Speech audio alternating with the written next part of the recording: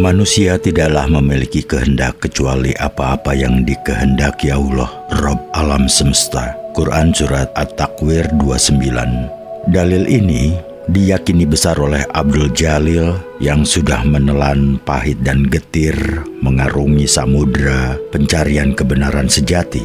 Kebenaran dari dalil ini dialaminya untuk kali kesekian saat tanpa pernah dibayangkan dan diimpikan. Tiba-tiba ia bertemu dengan Syekh Bayanullah, putra uwaknya Syekh Datuk Ahmad.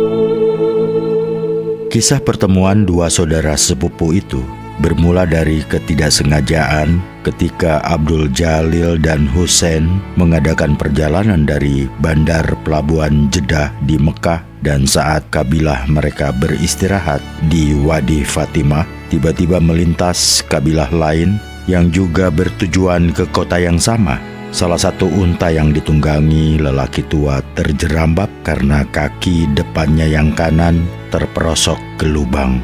Dalam waktu beruntun, unta pembawa beban yang berjalan di belakang hewan malang itu ikut terjerembab, tersandung tubuh teman di depannya. Kedua kaki pembawa beban itu pun terkilir. Menghadapi musibah yang tidak terduga itu, kabilah tersebut terpaksa berhenti di dekat kabilah yang membawa Abdul Jalil dan Husain. Saat itulah Abdul Jalil berkenalan dengan salah seorang dari mereka yang ternyata Syekh Bayanullah. Abdul Jalil tidak dapat menyembunyikan kegembiraannya. Di negeri yang jauh pun ia masih dipertemukan oleh Allah dengan sanak kerabatnya. Dengan demikian, ia telah menyambung kembali tali silaturahmi di antara puak-puak keluarganya yang berserakan di berbagai belahan dunia. Keakraban pun cepat terbangun, terutama karena Syekh Bayanullah yang lama tinggal di Mekah ternyata orang yang sangat ramah dan terbuka. Dia menuturkan liku-liku perjalanan hidupnya sejak menuntut ilmu ke Pasai hingga berziarah ke makam leluhurnya di Gujarat yang berlanjut ke Hadramaut dan Mekah. Apa yang telah aku alami ini adalah akibat keluarga kita yang terus-menerus diwaspadai penguasa. Aku dan saudara aku, si Kahfi, tidak akan meninggalkan Malaka jika keadaannya baik bagi keluarga kita. Tapi aku pikir ini semua adalah kehendaknya, sehingga dengan itu kita semua bisa bertebaran ke muka bumi untuk mendakwahkan agamanya. Berdasarkan penuturan Syekh Bayanullah, Abdul Jalil mengetahui bahwa para Alawiyin yang menjadi sanak kerabatnya adalah pejuang-pejuang agama yang tersebar ke berbagai belahan dunia. Umumnya mereka sangat berhasil dengan gerakan dakwahnya. Hanya karena sulitnya hubunganlah yang mengakibatkan masing-masing sanak dan kerabat tidak bisa berkomunikasi dan mengikat tali silaturahmi lebih erat di keluarga kita. Tapi aku pikir ini semua adalah kehendaknya, sehingga dengan itu kita semua bisa bertebaran ke muka bumi untuk mendakwahkan agamanya. Berdasarkan penuturan Syekh Bayanullah, Abdul Jalil mengetahui bahwa para Alawiyin yang menjadi sanak kerabatnya adalah pejuang-pejuang agama yang tersebar ke berbagai belahan dunia. Umumnya mereka sangat berhasil dengan gerakan dakwah. Bahkan salah seorang tetangga aku di Malaka, Maulana Ishaq, tiada lain adalah putra Syekh Ibrahim Al-Ghazi As-Samarkandi. Padahal Syekh Ibrahim adalah putra Syekh Jamaluddin Husain, saudara tua Syekh Datuk Isa, kakek kita. Hal itu baru aku ketahui ketika ia menunaikan ibadah haji beberapa tahun silam. Padahal selama ini aku hanya mengenalnya sebagai tetangga asal Pasai yang pernah bermukim di Jawa. Ya, siapa yang mengira kehendak Allah menentukan seperti itu? Kita tidak mengetahui sesuatu jika kita tidak dikehendakinya, ujar Syekh Bayanullah.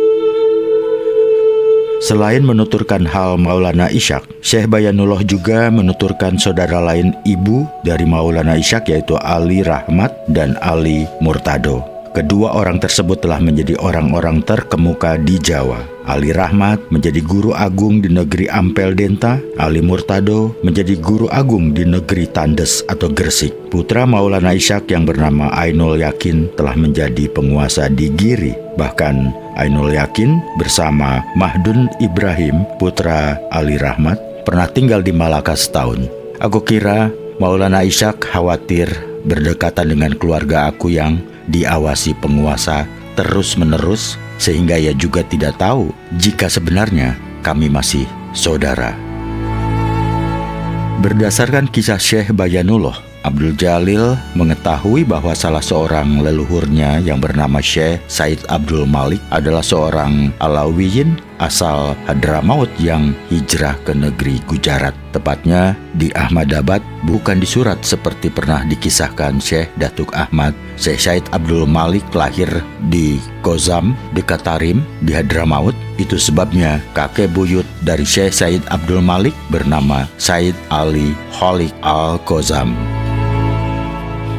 Putra Syekh Said Abdul Malik yang bernama Syekh Said Amir Abdullah Hanuddin adalah mursyid tarekat Satariyah yang sangat dihormati di Gujarat. Sampai kini pengikut tarekat Satariyah masih sangat besar. Syekh Said Amir Abdullah Hanuddin mempunyai putra bernama Syekh Said Amir Ahmad Syah Jalaluddin. Dia merupakan mursyid tarekat Satariyah yang masyhur dan sering dimintai pendapat dan fatwa oleh raja-raja dari dinasti Bigarah dan dinasti Chan. Syekh Said terlebih dahulu diangkat oleh raja sebagai amir di Surat, sebelum kemudian menjadi mursyid tarekat menggantikan ayahandanya. Dia itulah kakek buyut kita. Dan lantaran itu, saat di Gujarat, aku berbaiat tarekat Satariyah, ujar Syekh Bayanullah. Mendengar penuturan Syekh Bayanullah tentang perjuangan sanak kerabatnya di dalam menyebarkan agama Allah, Abdul Jalil merasakan pancaran kebanggaan menyesaki dada. Namun, buru-buru ia mengalihkan kilasan-kilasan pikirannya dengan memperteguh keyakinan bahwa ia tidak boleh membanggakan sesuatu, bahkan berpikir sesuatu selain Allah. Itu sebabnya ia lebih banyak menjadi pendengar setia dari kisah-kisah kebesaran sanak kerabat yang dikemukakan oleh kakak sepupunya itu. Abdul Jalil berteguh hati bahwa di Haramain ini ia adalah abid yang sedang menjalankan amaliyah ibadah untuk mengarahkan kiblat kepada ma'bud.